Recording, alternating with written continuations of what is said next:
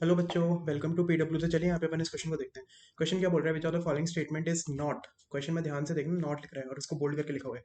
Correct for an object moving along a straight path in an accelerated motion. तो इसमें से बोल रहे हैं कि अगर कोई बॉडी एसलरेटेड मोशन में है तो इनमें से कौन सा ऑप्शन सही नहीं है। ठीक है, तो अपन एक के बाद एक सारे ऑप्शन को एनालाइज करेंगे, उसके बाद आंसर को मार्क करेंगे। देखो, सॉल्यूशन देखो इसका।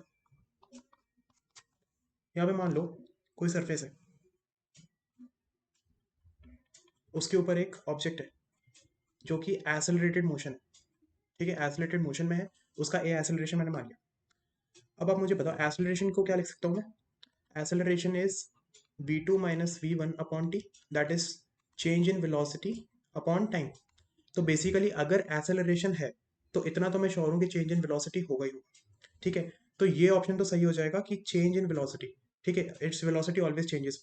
मैंने कहा ऑप्शन ये सही हो जाएगा, मैंने ये नहीं कहा आंसर ये है। ये ऑप्शन इसमें करेक्ट हो जाएगा।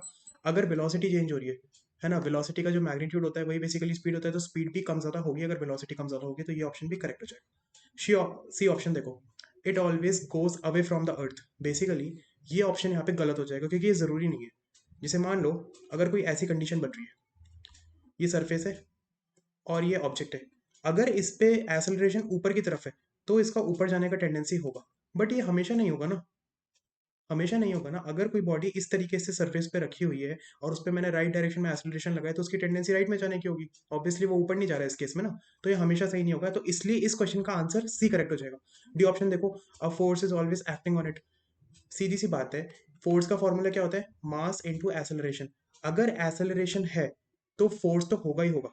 ठीक है, अगर एक्सेलरेशन है तो फोर्स तो होगा ही होगा, तो इसलिए ये ऑप्शन करेक्ट हो जाएगा और इसका जो आंसर हो जाएगा that will be option C. So I hope the question is clear. Thank you.